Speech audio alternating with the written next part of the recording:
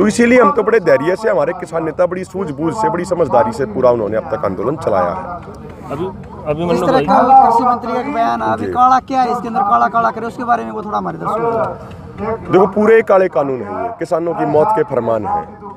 मैं 2-3 छोटे छोटे पॉइंट गिनवा दूं आपको कि भाई जो पहले वाला कानून है, जो प्राइवेट मंडी खोलने वाला है, यही कानून 2006 में बिहार में लागू हुआ था। आज बिहार के किसान बर्बाद हो गए हैं। वहाँ पे मक्का जो 1850 रुपया क्विंटल जिसका सरकारी रेट है, वो बिक रहा 500 से 600 रुपया क्विंटल। धान की खरीदी 10 दिन पहले तक शुरू नहीं हुई थी वहाँ पे। उसी तरीके से अगर आप ऑल ओवर वर्ल्ड की अगर हम बात करें, ये कानून जो ये यूरोपियन देश हैं, पश्चिमी देश हैं, उनमें आज से 20 से 30 साल पहले लागू हुए थे। ये मुक्त, इनको बोला जाता है मुक्त बाजार के कानून और मुक्त व्यापार के कानून। ये मुक्त बाजार के कानून अमेरिका में लागू होने से पहले किसी भी कृषि उत्पाद का जो फाइनल मूल्य होया करता, फाइनल रेट होया करता, उसका 40% किसान की जेब में जाया करता। ये कानून लागू होने से पहले, मतलब कोई चीज यदि कृषि उत्पाद 100 रुपए का बिक गया तो 40 रुपए किसान की जेब में जाया करते। जब तक ये कानून लागू हुए अमेरिका में, उसके बाद में मात्र 15% किसानों की जेब में जाता है। यानी अब 100 रुपए में से सिर्फ 15 रुपए किसान को मिलते हैं। जो 25 रुपए थे वो चले गए कंपनी की जेब में। अभी मैंने मंच से भी उदाहरण दिया, जब से ये कानून ब्रिटेन में लागू हुए, उसके बाद ब्रिटेन में 31,690 छोटी बड़ी डेयरी बंद होगी। और ये उल्टा देखो, डेयरी तो बंद होगी लेकिन दूध का उत्पादन बढ़ गया। यानी मतलब बड़े बड़े लोग जिंदा रहेंगे इन कानूनों के बाद। जो छोटे किसान हैं वे कभी खत्म हो जाएंगे। और सरकार को एक बात समझनी चाहिए, जो हमारे यहाँ का भूमि जनसंख्या अनुपात अपने देश का, वो बिल्कुल अलग है पश्चिमी देशों के मुकाबले। अमेरिका में 2% लोग खेती कर रहे हैं। हमारे यहाँ पे अब देखो 55 से 60% लोग खेती पर आधारित हैं। हमारे यहाँ पे खेती जीवन यापन करने का तरीका है, परिवारों का पेट पलता है। अमेरिका में तो खेती एक तरीके का बिजनेस है।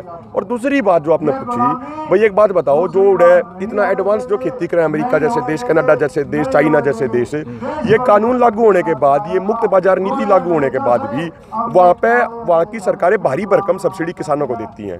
यदि ये कानून इतने अच्छे होते तो भारी भरकम सब्सिडी क्यों दे रहे हैं?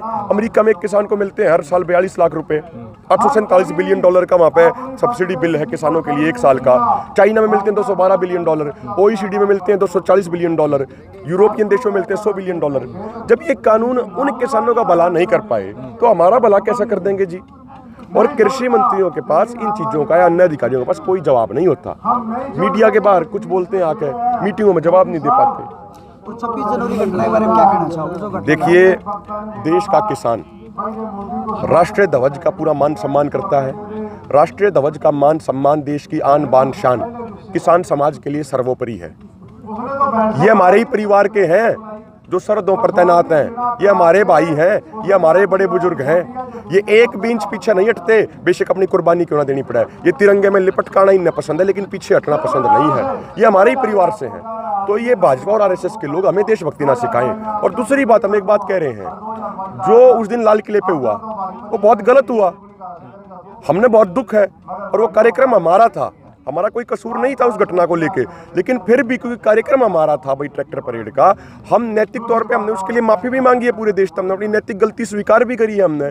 लेकिन एक बात बताओ, जिस व्यक्ति ने वो झंडा चढ़ाया, जो दीप सिद्धू एंड कंपनी ने जो करा, अब तक उस दीप सिद्धू को गिरफ्तार क्यों नहीं करा गया? ये वो दीप सिद्धू है जो भाजपा के सांसद सनी देओल के लिए चुनाव प्रचार कर रहा था। ये वो दीप सिद्धू है जिसके अमित शाह और प्रधानमंत्री मोदी के साथ फोटो है। तो जवाब तो गृह मंत्री को देना चाहिए ना कि भाई ये कैसे हो गया ये घटना। हम जब जहां से हमें संजय गांधी ट्रांसपोर्ट नगर की तरफ मुड़ना था, सिंघू बॉर्डर की अगर मैं बात करूं, उस रूट पे थे, तो जहां हमें मुड़ना था, जब हम वहां पहुंचे, जहां मुड़ना था वहां पे तो भारी भरकम बैरिकेटिंग हो रखी है। और जहां नहीं जाना था, जहां बैरिकेड होने चाहिए थे, वहां पे बिल्कुल खोल रखा था। भाई किसान समाज है, ये गाँव के आदमी है ना, तो इन्हें दिल्ली के रहा का ना बेरा, मैंने खुद है ना बेरा जी दिल्ली के रहा का, मैं दूसरा ही के बात करूं। तो इनको तो एक साजिश रच के इनको वहां तक लेके जाया गया। किसान बिल्कुल भोले बाले हैं, निर्दोष हैं। जिस आदमी ने, मैं फिर यह बात कहूं अंत में, जिस आदमी ने राष्ट्रीय ध्वज का अपमान किया, जिस आदमी ने लाल किले का अपमान किया, जो लाल किले पर चढ़े, उनके ऊपर सख्त सख्त कार्रवाई होनी चाहिए, उनको हवालात के पीछे भेजा जाए। लेकिन जो निर्दोष किसान हैं, जो भोले नौजवान हैं, जो भटकाए गए, जो बहकाए गए, जो बरगलाए गए, उनके ऊपर कोई कार्रवाई नहीं होनी चाहिए। वो हमारे परिवार का है, हिस्सा है, और उनको बहका के बरगला के वहां तक लेके जाया गया, उसमें उनका कोई दोष नहीं है। जो सोशल मीडिया पर रिहाना और ग्रेटा ने जो किसान आंदोलन को जो समर्थन दिया है, उसमें कुछ मीडिया संस्थान और कुछ राजनीतिक लोग ये कह रहे हैं हमारा आंतरिक मामला, इसमें छेड़छाड़ ना करें, अंतर्राष्ट्रीय साजिश है, उसके बारे में क्या कहना चाहोगे? कुछ एक्टर भी इसमें रियाना के खिलाफ कुछ पोस्ट वगैरह डाल रहे हैं, उसके बारे में क्या कहना चाहोगे? देखो, मैं इसमें दो बातें कहना चाहूँगा। हमारे लिए देश की आन बान शान सर्वोपरि है। भारत के किसानों में इतना सामर्थ्य और इतनी ताकत है कि हम अपनी मांगों को पूरा करा सकते हैं और मांगों को पूरा कराएंगे। ये बात सही है, ये हमारे देश का आंतरिक मामला है। लेकिन एक इसका दूसरा पहलू ये भी है कि हमारे 200 से अधिक किसान शहीद हो गए हाड़ कपाने वाले सर्दी में, लेकिन अब तक प्रधानमंत्री से लेके बीजेपी के किसी छोटे कार्यकर्ता ने भी शोक संवेदना जाहिर नहीं करी है। और उल्टा कई भाजपा के बड़े बोले प्रवक्ता तो डिबेट में ये पूछ लेते हैं इन किसानों की शहादत का सबूत क्या है। और मैं तो एक्टर्स को भी कहना चाहूँगा, बॉलीवुड के एक्टर्स को, जो आपकी प्लेट में खाना आता है शाम को, सुबह, दोपहर में, वो कहाँ से आता है? वो राजनीतिक पार्टियां नहीं देती आपको, वो किसान के खेत से आता है। राजनीतिक पार्टियों के तलवे चाटने से आपकी भूख नहीं मिटेगी, किसान के खेत से आपकी भूख मिटेगी। तो कम से कम भाई शोक, हमारी मांगों को तो हम पूरा कराएंगे, लेकिन जो हमारे 200 किसान शहीद हो गए, कम से कम उनके लिए तो शोक संवेदना जाहिर करनी चाहिए थी प्रधानमंत्री ने, हमारे बॉलीवुड की सेलिब्रिटीज ने।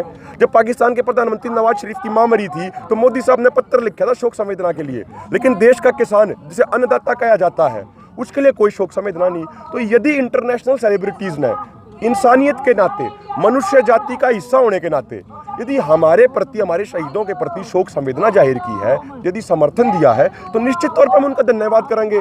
इसमें कौन सी गलत बात होगी? धन्यवाद तो करना ही चाहिए ना भाई। मनुष्य होने के नाते, इंसान होने के नाते उन्होंने शोक संवेदना जाहिर की है, तो हर किसी का अधिकार है। तो और यदि जहाँ तक बात रही इंटरनेशनल साजिश की, हमारी सरकार के पास IB है, रॉ है, CID है, दिल्ली पुलिस है, स्पेशल सेल है। ये डिपार्टमेंट जांच करें, साजिशकर्ताओं का खुलासा करें। किसान समाज ने बदनाम क्यों कर रहे हैं? कभी ये कहते हैं जी यहाँ पर आतंकवादी घुस गए, माओवादी घुस गए, नक्सलवादी घुस गए। अरे भाई, यदि घुस गए, यदि आपकी बात को सच मान लिया जाए, तो आपके डिपार्टमेंट सो रहे हैं क्या? आपके डिपार्टमेंट क्या कर रहे हैं? मोदी साहब छाती पीट पीट के कहते हैं कि राष्ट्रीय सुरक्षा सर्वोपरि, राष्ट्रीय सुरक्षा सर्वोपरि। यदि मोदी साहब आपकी बात को ही मान लिया जाए, भाई दिल्ली के आसपास इतने गलत तरह के लोग कैसे पहुंच गए? ये तो आपका फेलियर है ना, ये आपकी गलती है। अब हमने क्यों बदनाम कर रहे हो आप? अभिमन्यु जी, ये बताइए कि जो 26 तारीख की घटना बाद एकदम थोड़ा सा माहौल हमने भी देखा, कवरेज कर रहे थे, थोड़ा सा लोगों में भय या फिर ये मानिए कि भगदड़ सी मची हुई थी। कुछ लोग जो 26 जनवरी की परेड के लिए आए थे वो ट्रैक्टर लेके वापस जा रहे थे, लेकिन उसी दौरान इंटरनेट बंद कर दी गई है और सिर्फ मीडिया, बड़ी मीडिया पे ये चलाया गया कि आंदोलन खत्म होने के कगार पे और वो लोग वापस जा रहे हैं। इस पर आप क्या बोलोगे? देखो, वो थोड़ा सा एक कंफ्यूजन पैदा कराया गया था एक साजिश के तहत बीजेपी और RSS द्वारा, और इंटरनेट बंद कर दिया गया ताकि हमारी सच्चाई, हमारी असलियत जनता तक ना पहुंच पाए। और सिर्फ सरकार का, गोदी मीडिया का झूठ है, जो गोदी मीडिया के माध्यम से सरकारी तंत्र का झूठ एक तरफा पहुंचे, ये प्रयास था। लेकिन मैं तो धन्यवाद करना चाहता हूं अपने हरियाणा के, हमारे जो बड़े बुजुर्ग हैं, अपने हरियाणा के नौजवान भाई हैं, मैं भी हरियाणा से ही हूँ। उन्होंने रातों रात पंचायतें करके दिल्ली के बॉर्डरों की तरफ कूच करके, वो रात मेरे को याद है, हमारी पूरी बड़ी टीम गाजीपुर बॉर्डर गई थी। इतनी ज़्यादा धुंध थी, इतना कोहरा था, कुछ दिख नहीं रहा था, लेकिन अपनी जान की परवाह न करते हुए हमारे सारे बड़े बुजुर्ग, हमारे बच्चे, हमारी माताएं, बहनें दिल्ली के बॉर्डर पर कूच कर गई। और सरकार की जो साजिश थी, ना सिर्फ उसको विफल करा, बल्कि सरकार को मुंह तोड़ जवाब देने का काम कराया है। और अंत में एक बात कहना चाहूँ, यह सरकार कितनी साजिश रचे ले, कितनी हथकंडे अपना ले हमारे खिलाफ, कितने हमारे दबाने का प्रयास कर ले, जितना हम न दबाओगे, जितना हमारे खिलाफ साजिश रचोगे, हम उस पर दुगना मजबूत होकर सामने आएंगे, जिसमें इस तरीके से सामने आए हैं। कल का जो बंद देखा था बिल्कुल शांतिपूर्ण रहा, और लेकिन ये दिखाया जा रहा था बड़ी मीडिया पे कि इसमें तो हो सकता है कुछ ऐसे सामाजिक तत्व घुस जाएं, इसमें ये हो जाएगा, वो हो जाए, लेकिन हमने भी कवरेज की और देखा बिल्कुल शांतिपूर्ण तरीके से 12 से 3 का जो बंद रहा था एकदम शांतिपूर्ण रहा। इस पर आप क्या बोलोगे? देखो, ये किसान समाज की शांति और एकता तो किसान समाज की ताकत है, और हम पूरे तरीके से शांतिपूर्ण आगे भी रहेंगे। कल भी पूरे तरीके से शांतिपूर्ण थे, आगे भी रहेंगे, पहले भी एकजुट थे और आगे भी एकजुट रहेंगे। आखिरी सवाल, कोई बड़ी मीडिया और हमारे जैसे यूट्यूब चैनलों में कितना अंतर आप लोग मानते हैं और क्या मैसेज देना चाहोगे? मैं एक यह बात दुख के साथ भी और खुशी के साथ भी कहना चाहता हूँ, मीडिया होता है लोकतंत्र का चौथा स्तंभ। उस मीडिया का काम होता है जनता की पैरवी करना, ना कि सरकार की पैरवी करना। लेकिन कुछ न्यूज़ चैनल्स जो बड़ी मीडिया है, यो जनता की पैरवी करने की बजाय आज ये सरकार की गोदी में जाकर बैठ गए, इसलिए इनको गोदी मीडिया कहा जाता है। लेकिन जो उनका स्पेस खाली होया, जो जिम्मेदारी उनने नहीं निभाई, वो मैं आप जैसे सभी भाइयों को बार बार बधाई देना चाहता हूँ। जो हमारी आवाज़ आज पूरे देश में जारी है, इसमें बहुत बड़ा योगदान आप लोगों का है। और कुछ बड़े न्यूज़ चैनल्स भी हैं, कुछ बहुत कम हैं वे, जो ईमानदारी से हमारी आवाज़ उठा रहे हैं, हमारी बात आगे दिखा रहे हैं। उनको भी हम धन्यवाद कहना चाहते हैं और आपको भी धन्यवाद कहना चाहते हैं। और हम तो ये मानते हैं कि आप पत्रकार नहीं, आप हमारे भाई हो, आप हमारे आंदोलनकारी हो, आपका बहुत बड़ा योगदान है हमारे आंदोलन में। उसके लिए हम आपका एहसान कदे नहीं भूलेंगे और हमेशा लाख बार, एक लाख बार धन्यवाद करते हैं।